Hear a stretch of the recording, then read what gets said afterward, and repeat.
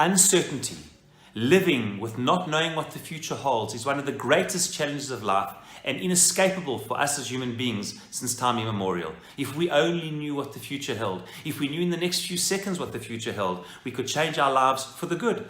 In fact, we could avoid, we all know there's so many variables in life that we could plan in every possible way, thinking of a certain outcome, and exactly the opposite will take place because it's beyond our control. If we were able to predict the future or know what the future held, we could prevent so much danger and damage happening to us, but we simply don't.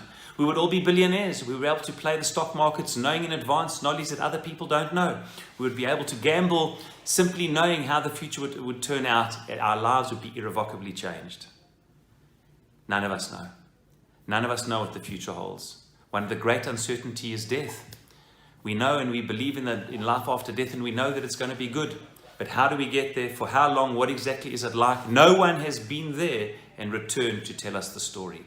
Dealing with the uncertainty of life in the future and the challenge of death is at the core of the uncertainty and challenge of the human experience. It is exactly this that people for thousands of years, forbidden in the Torah that we read about in this week's parasha, have come to trade in.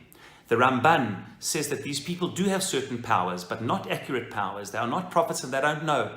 The Rambam, Maimonides, says no, they have no power. They are just people who pull the wool over our eyes and have developed arts of illusionary and deception.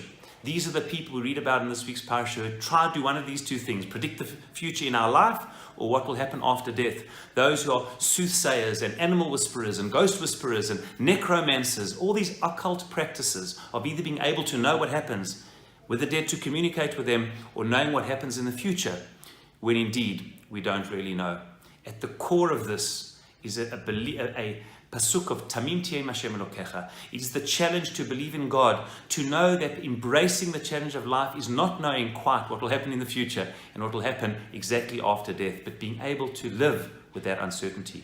Maturity in life, built into the essence of our lives as human beings and as Jews, is the ability to know that despite we are unlike God, that we are unable to know and predict and to know what the future holds, we are able to live with this uncertainty, to embrace it, to be tamim with God, to be totally in sync with Hashem and embracing the challenges ahead. And may we all, Bezrat Hashem, in the weeks ahead, only know good things, and only good things should happen to all of us, but at the same time know that the great mission and challenge of the Jewish people as a light unto the nations is to indeed be able to shine this light of living with the uncertainty built into the very fabric of life. Shabbat Shalom.